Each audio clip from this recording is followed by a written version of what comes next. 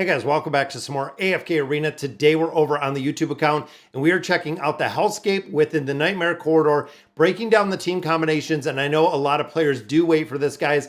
We still have 2 days and 10 hours. You can see we're at 8%. I think I can score a little bit better depending on the build of heroes. We're going to hop over, check out the guide that we have over on WeChat so we can break it down and see in some of the builds that we have within the Nightmare Corridor. So let's go ahead and take a look at it. All right, guys, so here is the guide. As you can see, this comes from WeChat. It does come over from the Chinese server. But you can see here is the mercs that you're looking at. If you haven't built Liberta out yet, guys, Liberta is a monster. It is an absolute monster. We're seeing him the best in slot within the Cursed Realm, the Nightmare Corridor. Also seeing him within the Twisted Realm, the Treasure Scramble. Pretty much everywhere, Liberta is even carrying through the Celestial Tower. Now, we do have Olgath in here. We have the Awakened version of Thane.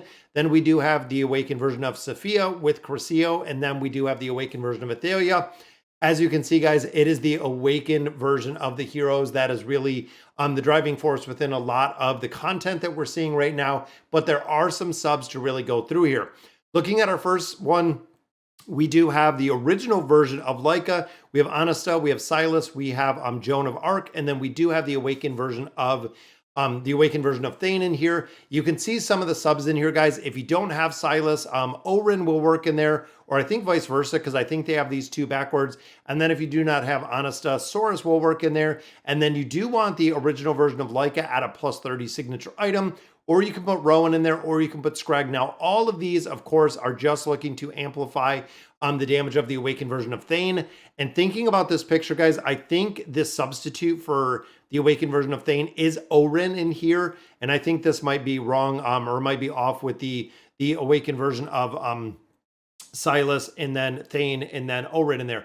But you can see with the pet, 18 right here on the Moth, guys, that is going to be the primary damage dealer, or the amplification that we see with the awakened version of Thane. Then we do have the Seal in here, or the Seal at 15, or the Moth at 12, again, depending where you have them. Now, I'm not sure if the Seal is used in another formation, but overall, you want to maximize the damage that we're seeing right there on Thane. Now, looking at the second one, this, of course, guys, is Curcio. Curcio is still doing an insane amount of damage, which is kind of crazy to see. And you can look at the buffers in here. So we do have Demia in here, we have Warwick, we have Sophia, and we have Rain. So everybody is amplifying the damage that we're seeing with Curcio. Now, if you're running the old school version or the original version right here of the awakened version of Belinda, you can see still very strong in here, running Edwin and Hodgkin in here, running Ivan in here, and then of course Halos as a buffer. Both of them are running the Owl right down here. Now, one thing to remember, guys, is we have a new hero that is coming up on Tuesday. So I know that it isn't going to affect this formation, but I think in its entirety, guys, it might replace Warwick in his entirety. So that's a hero we might not see any longer that we're seeing used. The new warrior that is coming in is super heavy on buffs, but again, is going to change some of the dynamic that we do see within here. Now, of course, Curcio has to have the 30330, guys. That is really the minimum in there for Curcio. Looking at our next team, we do have Scarlett in here with the awakened version of Athalia. Now, of course, that is going to provide the buffs. Then we have Orthos in here. We have Naruko in here. And then we do have Lucilla in here with the Blade Ridge. Now, overall, guys, you do have to have Orthos built out, and you have to have Orthos built out with furniture to really get this to work the way that it is supposed to. And I believe, if I'm not wrong, guys, the awakened version of Athalia has to be the strongest one in here to have the ability to move. If it is Scarlet, you're going to be losing a ton of damage out versus having that awakened version of Athalia being able to move in here. Now, the other version of this is right down here, guys. This is the old school Scarlet and Grez in here like we've seen before. Now, Rosaline, of course, follows Scarlet. Rain is in here. Demia is in here as the buffers. Now, if you don't have Rosaline or if you don't have Rain, we have Estrilda, we have Naruko, and then we do have Anasta, again, depending on the heroes that you have built. Hopefully you can build out 2 or 3 of these formations to work very well in this game mode. Looking at our next one, we have Rem and we have Trishia in here. Now we have the awakened version of Aziz. Doesn't really require a very big build out right there. Then we have Amelia and the twins with the Winged Lion in here.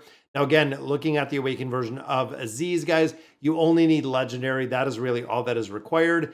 But if you're not running, or if you don't have Trishia, you can put Invathiel in there. If you don't have Rem, you can actually do the Baden combination of this, again, running Hodgkin, running Estrilda in here. Again, depending on the heroes you have, which this game mode, guys, is super, super dependent. I know a lot of players want me to do a very free to play friendly of this option. But the variance of heroes goes so greatly and so wide, it is super hard to do if you're looking at the different variations. Now, of course, this one, we do have Olgath in here with the Awakened version of Laika. Liberta is in here, and then we do have Saurus and Vathiel. Again, depending on who you have, and there is the Spider right there. Depending on who you have built, depending how you have them built, there are a few additional comps in here. This actually, if you don't have that Awakened version of Laika, you can see this version actually does not use it. It puts Anasta in there, but still does have Vathiel. If you don't have Vathiel, again, some of the other buffers in there, like Estrilda, will work incredibly well. Now, looking down here, this is another one, guys, the Awakened version of Laika with Baden in here. If you don't have Hodgkin, you can use Tamaris. If you don't have that Awakened version of Laika, you can put Entendre in there, which again, looking at the subs in a few different formations, might make sense to go through there and sub some of these out. And you'll also notice a lot of these heroes do kind of overlap. So there's a lot that run Liberta, that run, Saurus in here, that run Vathiel and the Awakened version of Sophia. So you have to go through, guys, make the formations, make the best in slot formations that you can with the heroes that you do have, and then kind of work it out from there. And then, of course, the final one, very interesting in this one, guys. So level 18 Savage Souffle or a 15 Belbello, and then a 12 Savage Souffle. So that is the one we're running in here. But you can see we have the original version of Taylene. We do have Palmer in here with Mortis and Lorzen. So again, this is going to be a very, very heavy buffer. And this, I believe, is going to be against the Light Martyr. And then we have the the Awakened version of Solus in here. Really, that is going to keep this whole team up. So there's a lot of buffing in here. Also, a lot of healing in here. Then, of course, right here, we have the linking with Lorzen and the damage amplification that we see. So again, guys, looking at it in its entirety, and this is something that I do want to look at really quick, is when you look at the heroes, when you look at the builds, you can see right off the bat going through here is you're not seeing the Awakened version of Brutus in here anymore. The Awakened version of Thane, you're still seeing in here, but the Awakened version of Taylene, you're not seeing anymore. Brutus, you're not seeing anymore. They are a few heroes as we continue to get new Awakened heroes, as we continue to get stronger and more effective support heroes, crowd control, things of that nature. Their place has kind of been limited to really the treasure scramble. And really, even when you get into that treasure scramble, it is looking at the multiple teams that you're seeing in there. Again, a lot of these, you're not seeing builds for a lot of the older Awakened heroes. Unfortunately, they are slowly getting phased out. I know a lot of us do have them built. So guys, that'll do it for today's video. Let me know in the comments what you guys think about these guides. Unfortunately for Cursed Friends, I don't think the guides are going to be coming out there anymore. So we really work with what we got to build these guides out. And again, big shout out to WeChat for sharing these. I know it is Sword and Expedition, I believe, that puts these out. So guys, again, that'll do it for today's video. Let me know what you guys think. And as always, thank you guys for watching.